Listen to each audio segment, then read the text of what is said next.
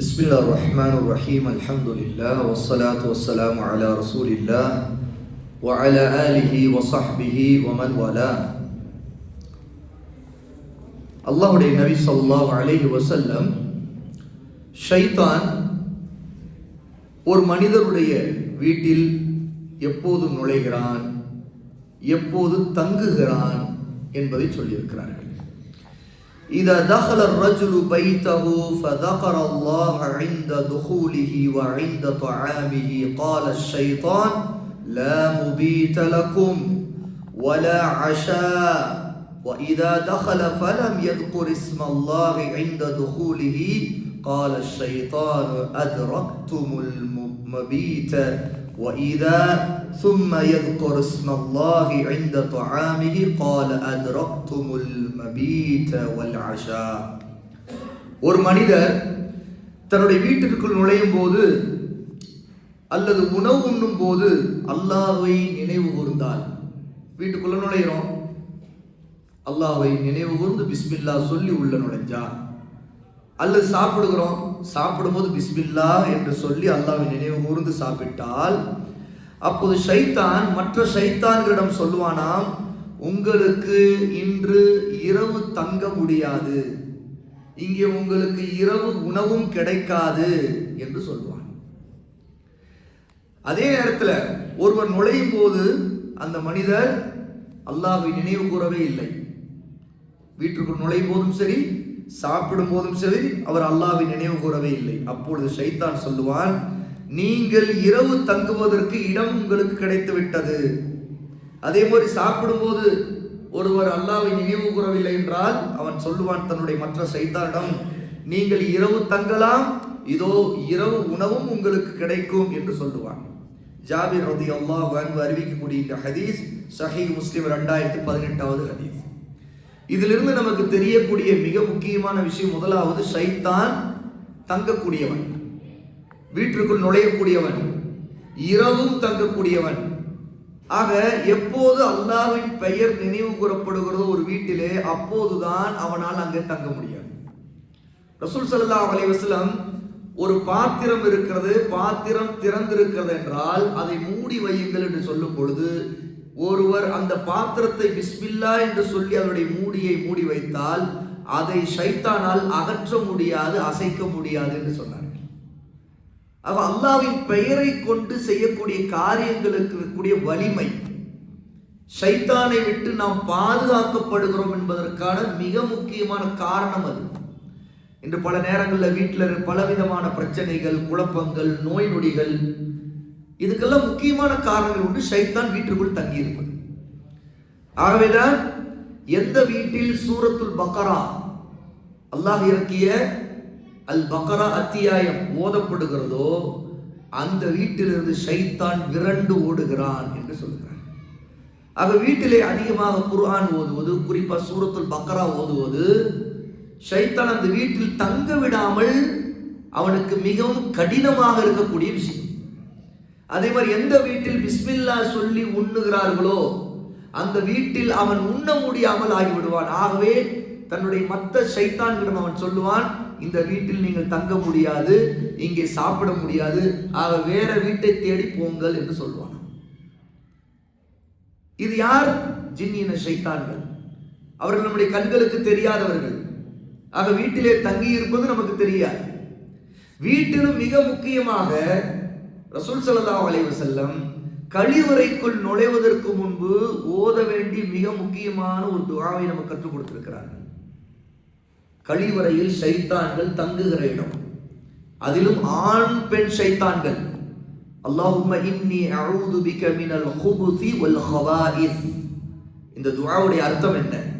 அல்லாஹ்வே, கெட்ட ஆண் பெண் ஜின் ஷைத்தான்களை விட்டு உன்னிடம் பாதுகாப்பு தேடுகிறேன். இதை சொல்லிட்டு இந்த துஆ செய்துட்டு தான் கழிவறைக்குள்ள போகணும். அப்படின்ற ஏன் இந்த துஆவை சொல்லிட்டு உள்ள போகணும்? ஏன்னு கேட்டா, அந்த போகிற இடம் இருக்குது, அசுத்தம் நஜீஸ் இருக்கின்ற இடம். அங்கே நாம் போய் நம்முடைய உடம்பிலிருந்து கழிவை வெளியாக்கக்கூடிய இடம். அந்த இடங்கள் ஷைத்தான்கள், ஆண் பெண் ஷைத்தான்கள் தங்குகிற இடம், குடித்தனம் இருக்கிற இடம். ஆகவேதான் கழிவறைக்கு போனா எவ்வளவு சீக்கிரம் அந்த இடத்தை விட்டு வெளியேற முடியுமோ அவ்வளவு சீக்கிரம் வந்துடணும். நீண்ட நேரம் உட்கார்ந்து இருக்கிறது, சிலருக்கு வஸ்வாஸ் வர்றதுக்கு காரணமே கழிவறைகள்ல அவங்க நீண்ட நேரம் உட்கார்றது தான். ஏன்னா அந்த தீண்டல், ஆண் பெண் ஷைத்தானுடைய தாக்கம், ஜின்னிய தாக்கங்கள் அந்த இடத்துல இருந்து இவர்களுக்கு தொற்றிவிடும். எது அவர்கள் அறிய மாட்டார்கள்.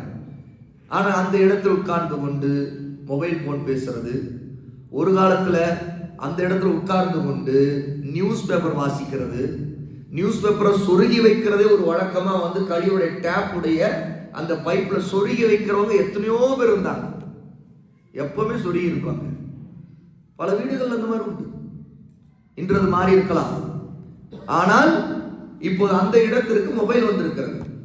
உட்கார்ந்து கொண்டு மொபைலிலே வாட்ஸ்அப் பார்ப்பது, ஃபேஸ்புக் பார்ப்பது, இன்ஸ்டாகிராம் பார்ப்பது அல்லது பேசிக் கொண்டிருப்பது, இதிலும் ஒரு மிகப்பெரிய முசீபத். இறை நிராகரிப்பாளர்கள் இருக்கிறார்கள், அவர்களுக்கு எந்த ஒழுக்கம் தெரியாது. அவர்கள் நின்று கொண்டு அடிக்கக்கூடிய பப்ளிக் டாய்லெட்டில் நின்று பேசிக்கொண்டே செய்வார்கள்.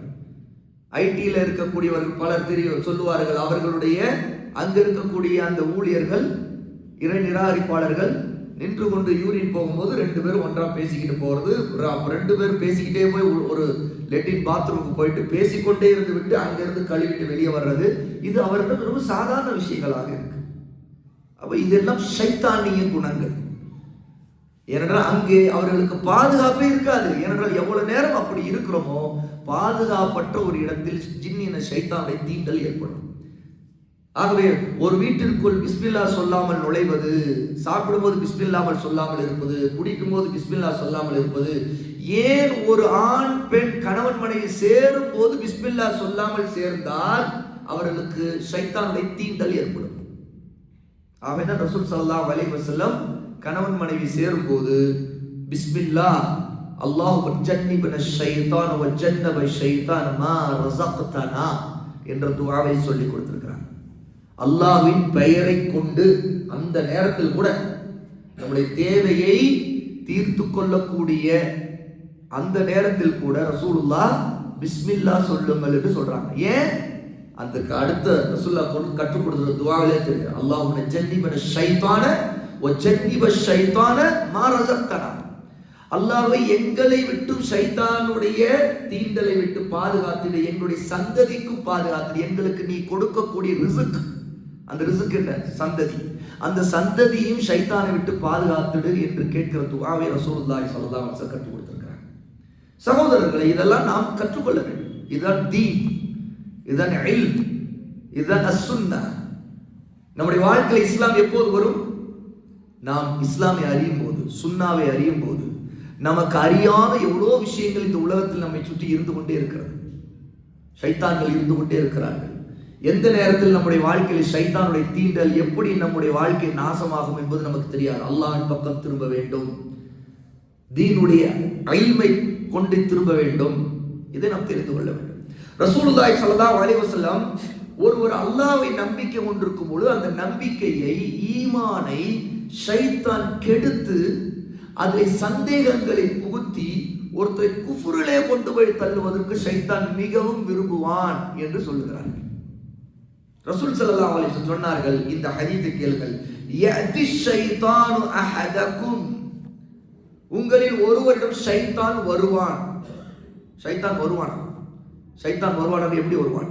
அவன் ஒரு ஜின். எப்படி தெரியும்? கண்ணுக்கு முன்னாடி தெரியாத ஜின்கள் எப்படி வருவார்கள்? எப்படி தெரியும்?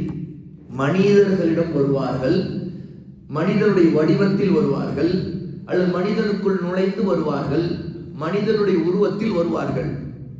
இதுதான் அதுக்கு அர்த்தம். யஅதி, வருவார்கள். ஷைத்தான் வருவான், உங்களிடம் ஒருவரிடம் வருவான். ஃபயகுல், வந்து பேசுவான். ஷைத்தான் பேசுவான். எப்படி பேசுவானா? மன் ஹலக கதா வ கதா, இதை படைத்தது யார், அதை படைத்தது யார், அதை படைத்தது யார் என்று உங்களிடம் கேட்பான். ஷைத்தான் உங்களிடம் பேசுவான். ஹத்தா யகூல லஹு, எதுவரை என்றால் மன் ஹலக ரப்பக, நீங்க உங்களிடம் கேட்கும்போது இதை படைத்து, வானம் படைத்தது யார், அல்லாஹ்னு சொல்வீங்க. பூமி படைத்தது அல்லாஹ்னு சொல்வீங்க. சூரியனை படைத்தது அல்லாஹ்னு சொல்வீங்க. எல்லாத்தையும் நீங்க அல்லாஹ் அல்லாஹ்னு பதில் சொல்வீங்க. எது வரைக்கும் நீங்க சொல்லிக்கொண்டே இருப்பீங்கன்னா கடைசியில் அவன் எந்த கேள்விக்கு வந்து நிறுத்துவான் அப்படின்னா, உங்களுடைய இறைவனை படைத்தது யார் என்ற கேள்வியை கொண்டு வந்து உங்கள்கிட்ட நிறுத்துவான். மன் ஹலக ரப்பக, உங்களுடைய இறைவனை படைத்தது யார் என்று கேட்பான். ஃபைதா பலக ஸாலிக், இந்த இடத்தை நீங்க எட்டி விட்டா, இப்படி ஒரு கேள்வி எவனிடம் இருந்தால் உங்களுக்கு வந்ததுன்னா, உங்க இறைவனை படைத்தது யாரு, அல்லாஹ்வை படைத்தது யாருன்னு ஒரு கேள்வி நீங்கள் அடைந்து விட்டால், அப்ப என்ன செய்யணுமா? ஃபல்யஸ்தஈது பில்லாஹி வல்யன்தஹ், நீங்கள் உடனே அல்லாஹ்விடம் ஷைத்தானை விட்டு பாதுகாப்பு தேடுங்கள், அந்த பேச்சை விட்டு விடுங்கள் என்று ரசூலுல்லாஹ் குறிப்பிடுறாங்க. அந்த இடம் தான். நீங்க அதற்கு முன்னாடி வரைக்கும் பதில் சொல்லலாம். எது வரைக்கும்?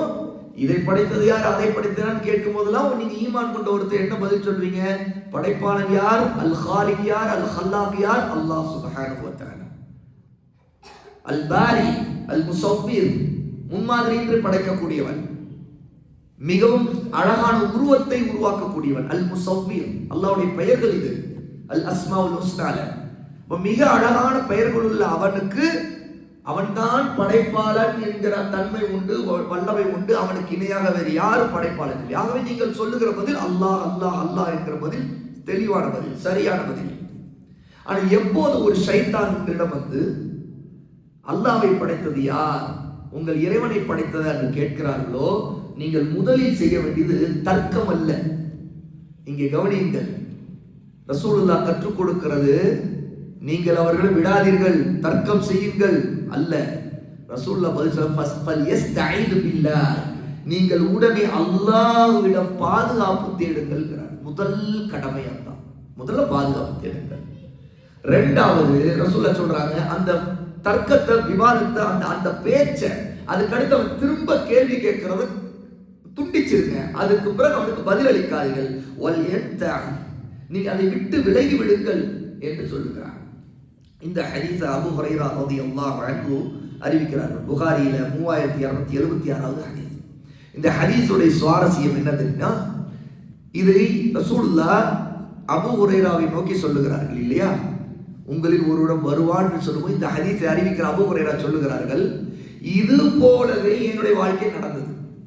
ரசூலுடைய மரணத்துக்கு பிறகு ஒரு மனிதன், ஒரு ஷைத்தான் அபூ ஹுரைராவிடம் வந்து, யா அபா ஹுரைரா, அபூ ஹுரைராவே, வானத்தை படைத்தது யார்? அபூ ஹுரைரா சொன்னார், அல்லாஹ். பூமியை படைத்தது யார்? அல்லாஹ். இப்படியே அவன் கேட்டுக்கொண்டே இருந்தான். அபூ ஹுரைரா அல்லாஹ் அல்லாஹ் என்று சொல்லிக் கொண்டிருந்தார்கள். அபூ ஹுரைராவுக்கு தெரிந்து விட்டது, இவன் அடுத்து எங்கே போக போறான். அடுத்து அவன் கேட்டான், அல்லாஹ்வை படைத்தது யார்? உடனே அபூ ஹுரைரா, என்னுடைய தோழர் எனக்கு சொன்னது உண்மையாகிவிட்டது. என்ன? இப்படி ஷைத்தான் உங்ககிட்ட வந்து கேட்பான்னு சொன்னாங்க இல்லையா, அது உண்மையாகிவிட்டது. நீதான் அந்த ஷைத்தான் சொல்லிட்டு உடனே கல்லை எடுத்து அடிக்காது. அல்லாஹ்வோட பாதுகாப்பு தேடிக்கொண்டு அபூ ஹுரைரா ரலியல்லாஹு அன்ஹு. இன்னொரு அறிவிப்புகள்ல வருகிறது, லா யஸாலு الناس يتساءلون حتى يقال, மனிதர்கள் கேள்வி கேட்டுக்கொண்டே இருப்பார்கள். மனிதருடைய ஒரு வித பழக்கம் என்ன? ஏதாவது ஒரு விதத்தில் கேள்வி கேட்கணும்னு நினைச்சா அது நிற்காது. அது கேட்டுக்கிட்டே இருப்பான். திரும்ப திரும்ப திரும்ப திரும்ப திரும்ப கேட்டுக்கிட்டே இருப்பான். ஒரு கட்டத்தில் மார்க்கத்தில் இதுக்கு ரொம்ப சில வரம்புகள் இருக்குது. எந்த கேள்வி கேட்கணும், கேள்வி கேட்டே ஆகணுமா அப்படிங்கிறதெல்லாம் நம்ம யோசிக்கணும். சில விஷயங்கள் கேள்வி கேட்காமல, அது கேள்வி வந்தாலும் கூட அல்லாஹ் மிக அறிந்தவன், எனக்கு தெரியவில்லை, ஆனால் நான் அல்லாஹ் சொல்லியிருக்கிற, நபி சொல்லியிருக்கிற, ஈமான் கொள்கிறேன் போயிட்டு அந்த கேள்வியே முடிஞ்சு போயிடும். அவ்வளவுதான், அது வராது. ஆனா சில நேரத்தில் தெளிவுபடுத்துறதுக்காக நம்ம ஒரு விளக்கத்தை கேட்கறது தப்பு இல்லை. ஆனா விளக்கம் கேட்கிறவங்கள ஷைத்தான்ட்ட ஏமாறக்கூடாது. எது எடுத்தாலும் கேள்வியா உற்பத்தி ஆகிட்டே இருக்கிற ஒரு நோய், அது வந்து ஷைத்தானுக்கு கருவியம். ஷைத்தான் என்ன செய்வான்? நம்மை கவுக்கிறதுக்கு, நம்மகிட்ட சூழ்ச்சி செய்யறதுக்கு, நீ கேளு, நீ நல்ல அறிவாளி, நீ தெரிஞ்சுக்கு தானே கேட்கிற, நல்ல நோக்கத்துல தான் கேட்கிற அப்படின்னு சொல்லி ட்ரிகர் பண்ணிக்கிட்டே இருப்பான், தூண்டி விடுவான். அப்ப ரொம்ப கவனமா இருக்கும். ரசூலுல்லாஹ் சொல்றாங்க, லா யஸாலு الناس يتساءلون, மனிதர்கள் கேள்வி கேட்டுக்கொண்டே இருப்பார்கள். இறுதியில் கடைசியில ஹத்தா யுகால், எந்த அளவுக்குனா, ஹாதா ஹலகல்லாஹுல் ஹல்க, அல்லாஹ் இந்த படைப்புகளை படைத்திருக்கிறான், அல்லாஹ் தான் இதையெல்லாம் படைத்தான். ஃபமன் ஹலகல்லாஹ், அல்லாஹ்வை யார் படைத்தது என்று கேள்விக்கு வந்து நிற்பார்கள். இந்த கேள்விதான் கடைசியில வந்து நிற்கிறான் மனிதன் நிற்கிறார். இதுதானே நாத்திகர்கள் கேட்கிறார்கள். கடவுள் மறுப்பாளர்கள், கடவுள் இல்லை என்று வாதம் செய்யக்கூடிய நாத்திகர்கள் என்ன கேட்கிறார்கள்? அல்லாஹ்வை படைத்தது யார்? எல்லாவற்றையும் படைத்தது அல்லாஹ்னு சொல்றீங்க, கடவுள் சொல்றீங்க, அந்த கடவுளை படைத்தது யார்? இங்கேதான் அவர்கள் தோல்வி அடைகிறார்கள், அவர்கள் வழி கெடுக்கிறார்கள். ஒரு நபி ரசூல் சொல்லுகிறார்கள், இந்த கேள்வி தப்பு, கேள்வியே தப்பு, அதுக்கு விடையே இல்லை. ஏனென்றால் படைப்பாளனே அல்லாஹ் தான், அவனை எவனும் படைக்கவே முடியாது. ரசூல் ஸல்லல்லாஹு அலைஹி வஸல்லம் இதற்கு வேறு அறிவிப்புகள் மூலமாக இந்த ஹதீஸ்களை பார்க்கும்போது அதற்கு பதிலும் சொல்லி விடுகிறார்கள். பாருங்கள் இந்த ஹதீஸ், ஃபமன் வஜத மின் ذلك شيئا, யார் ஒருத்தர் அல்லாஹ்வை படைத்தது யார் என்கிற கேள்வி உங்களுக்கு வந்ததோ, யார் உங்களிடம் கேட்கிறார்களோ, இந்த இடம் வந்தவுடனே ஃபல்யகுல், நீங்கள் சொல்லிவிடுங்கள், ஆமன்து பில்லாஹ். என்ன சொல்லணுமா பதில்? ஆமன்து பில்லாஹ், நான் அல்லாஹ்வை கொண்டு ஈமான் கொண்டிருக்கிறேன். நீ இந்த கேள்விக்கு நான் பதில் சொல்ல மாட்டேன், ஏன்னா என்னுடைய வேலை அது இல்லை. அல்லாஹ்வை படைத்தது யாருங்கிற கேள்வி கேட்கறது என்னுடைய வேலை இல்லை. நான் ஈமான் கொண்டிருக்கேன், அல்லாஹ் மட்டும்தான் படைப்பான, வேறு எவனும் அவனை படைக்க முடியாது, அவன் தான் என்னை அனைவரையும் படைக்கிறவன். அவன் என்னுடைய பதில் ஒரே பதில், ஆமன்து பில்லாஹ், நான் அல்லாஹ்வை கொண்டு ஈமான் கொண்டிருக்கிறேன் என்று பதில் சொல்லுங்கள். இன்னொரு அறிவிப்பு, இந்த ஹதீஸுடைய இன்னொரு அறிவிப்பை பார்க்கிறோம். இதில் ரசூல் ஸல்லல்லாஹு அலைஹி வஸல்லம் சூரத்துல் இக்லாஸை ஓதி காட்டுகிறார்கள். பாருங்க, யூஷிகுன் நாசு யதசாஅலூன பைனஹும் ஹத்தா யகூல் காயிலுஹும், மக்கள் தங்களுக்கிடையே கேள்வி கேட்டுக்கொண்டே இருப்பார்கள். இறுதியில் அவர்களில் ஒருவர், ஹாதல்லாஹ் ஹலகல் ஹல்க், இந்த படைப்புகளை எல்லாம் அல்லாஹ் தான் படைத்தான். ஃபமன் ஹலகல்லாஹு அஸ்ஸ வஜல், அல்லாஹ்வை படைத்தது யார் என்று கேட்பார். ஃபஇதா காலு ذلك, இப்படி யாராவது ஒருவர் பேசிவிட்டால், கேட்டுவிட்டால், நீங்கள் இப்படி சொல்லுங்கள். பாருங்க, ரசூல் ஸல்லல்லாஹு அலைஹி வஸல்லம் பதில் சொல்லி கொடுக்கிறாங்க. யாராவது அல்லாஹ்வை படைத்து யாருங்கிற கேள்வியோட உங்கள்கிட்ட வந்தா இப்படி சொல்லுங்க. பாருங்க எத்தனை பதில்களை பார்க்கிறோம். முதல்ல ஒரு ஹதீஸ் படிச்சோம், அதுல யாராவது இப்படி கேட்டா உடனே அல்லாஹ்வை கொண்டு நீங்கள் பாதுகாப்பு தேடுங்கள் ரசூலுல்லாஹ், அந்த பேச்சை விட்டு விடுங்கள். இது முதலாவது ஹதீஸ்ல. இரண்டாவது ஹதீஸ்ல அல்லாஹ்வை படைத்தது யாருன்னு கேள்வி கேட்டா, ஒரு ஷைத்தான் வந்து உங்கள்கிட்ட கேட்டா, ஆமன்து பில்லாஹ் நீங்க பதில் சொல்லுங்க. ரொம்ப ஷார்ட், ரொம்ப சுருக்கமான பதில், நச்சுன்னு ஒரே நறுக்குன்னு பளிச்சுன்னு ஒரே பதில், ஆமன்து பில்லாஹ், நான் அல்லாஹ் ஈமான் கொண்டிருக்கேன், ஓடிப்போ, அவளை முடிச்சிடணும். இன்னொரு பதில் பாருங்க, இந்த ஹதீஸ்ல வந்திருக்கிற அழகான பதில் ரசூல் ஸல்லல்லாஹு அலைஹி வஸல்லம் சொல்லிடுறாங்க. பாருங்க, அல்லாஹு அஹதுன் அல்லாஹு ஸமத் லம் யலித் வலம் யூலத் வலம் யகுல் லஹு குஃபுவன் அஹத். இது என்னது? சூரத்துல் இக்லாஸ். ஏன்னா அல்லாஹ் சொல்றான், குல் ஹுவல்லாஹு அஹத் அல்லாஹு ஸமத் லம் யலித் வலம் யூலத் வலம் யகுல் லஹு குஃபுவன் அஹத். நபியே நீங்கள் சொல்லுங்கள், அல்லாஹ் அவன் ஒருவன் தான், அல்லாஹ் அஸ்-ஸமத், எந்த தேவையும் இல்லாதவன், லம் யலித் வலம் யூலத், அவன் யாரையும் பெறவும் இல்லை, யாராலும் பெறப்படவும் இல்லை, அவனுக்கு தாயும் இல்லை, தந்தையும் இல்லை, பிள்ளைகளும் இல்லை. அப்படி இருக்கும்போது எப்படி நீ அல்லாஹ்வை படைத்து யாரும் கேட்க முடியும்? கேட்கவே முடியாது. கேள்வியே தப்பு. ஏன்னா அவன் யார்? அல்லாஹ் யாரு? அவன் தாயும் இல்லாதவன், தந்தையும் இல்லாதவன், பிள்ளைகளும் இல்லாதவன், அவனை யாரும் படைக்கவே முடியாது. அவன் அல் அவ்வல் அல் ஆஹிர், அவன் தான் முதலானவன், அல் ஆஹிர் அவன் தான் கடைசியானவன். அப்படி இருக்கும்போது அல்லாஹ்வை படைத்தது யாருன்னு எப்படி கேட்கணும்? வலம் யகுல் லஹு குஃபுவன் அஹத், அவனுக்கு இணையாக சமமாக எவரும் இல்லை, முடிந்து விட்டது. இந்த பதிலை ரசூலுல்லாஹி ஸல்லல்லாஹு அலைஹி வஸல்லம் சொல்லி சொல்றாங்க. ثم يتقول احدكم عن يساره ثلاثا.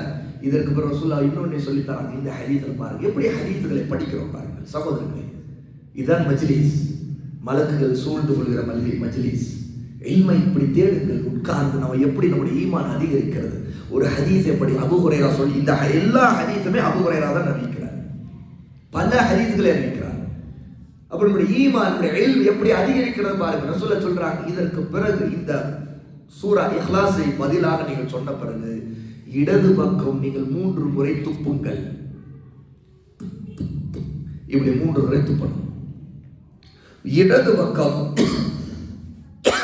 3 முறை துப்புங்கள். வயஸ்தஈது மினஷ் ஷைத்தான், ஷைத்தானை விட்டு அல்லாஹ்விடம் நீங்கள் பாதுகாப்பு தேடுங்கள் என்று ரசூலுல்லாஹி ஸல்லல்லாஹு அலைஹி வஸல்லம் கற்றுத்தராங்க. ஆகவே சகோதரர்களே, ஷைத்தான் பலவிதமான சூழ்ச்சிகளை தொடர்ந்து செய்து கொண்டே இருக்கக்கூடியவன். நம்முடைய ஈமானை ஆட்டம் காண வைக்கிறதுக்கு, நம்பிக்கையை ஆட்டம் காண வைக்கிறதுக்கு, பல குழப்பங்களை, பல சிந்தனைகளை போடக்கூடியவன். இன்று வெளியில் இருக்கிற எவ்வளோ கொள்கைகள் இருக்குது, கம்யூனிச கொள்கை, நாத்திக கொள்கை, பலவிதமான இசங்கள், எல்லா விதமான மத ரீதியான கொள்கைகள் எல்லாமே ஈமானுக்கு எதிரான குஃப்ரான கொள்கைகள். ஆகவே இந்த குஃப்ருக்கு எதிராக நம்முடைய உள்ளத்தில் இருக்கிற ஈமானை, தௌஹீதுடைய அறிவை நாம் வளர்த்துக் கொள்ள வேண்டும். இல்லை என்றால் நம்முடைய ஈமான் சொல்லவே முடியாது. நம்முடைய மௌத்துக்கு முன்னாடி நம்ம இப்போது இருக்கிற ஈமானோடு நம்ம மரணிப்போமா? அல்லாஹ் பாதுகாக்க வேண்டும். தெரியாது. ஏனென்றால் ஷைத்தான் மரணத்தின் நேரத்தில் நம்மை வந்து குழப்பக்கூடியவன் என்பதையும் ரசூல் ஸல்லல்லாஹு அலைஹி வஸல்லம் குறிப்பிட்டிருக்காங்க. ஆகவே அதிகம் இல்மை நாம் வளர்த்துக் கொள்ள வேண்டும். தொடர்ந்து உட்காருங்கள், கல்வியை தேடுங்கள். அல்லாஹ் தஆலா உங்களுக்கு பரக்கத் செய்வானாக. இந்த ஹதீஸை அபூ ஹுரைரா ரலியல்லாஹு அன்ஹு அறிவிக்கிறார்கள். நசாயிலே 10497வது ஹதீஸாக இடம்பெறுகிறது. இதற்கு முன்னாடி ஆமன்து பில்லாஹ்வுடைய ஹதீஸ் அதே அபூ ஹுரைரா அறிவித்து சஹீஹ் முஸ்லிமில் 134வது ஹதீஸாக இடம்பெறுகிறது. அல்லாஹ் தஆலா நம்முடைய இல்மை அதிகரிப்பானாக, நம்முடைய ஈமானை அதிகப்படுத்துவானாக, ஷைத்தானை விட்டு, ஜின்னின வழிகேடுகளை விட்டு நம்மை பாதுகாப்பானாக. வாஹிரு தஅவானா அல்ஹம்துலில்லாஹி ரப்பில் ஆலமீன்.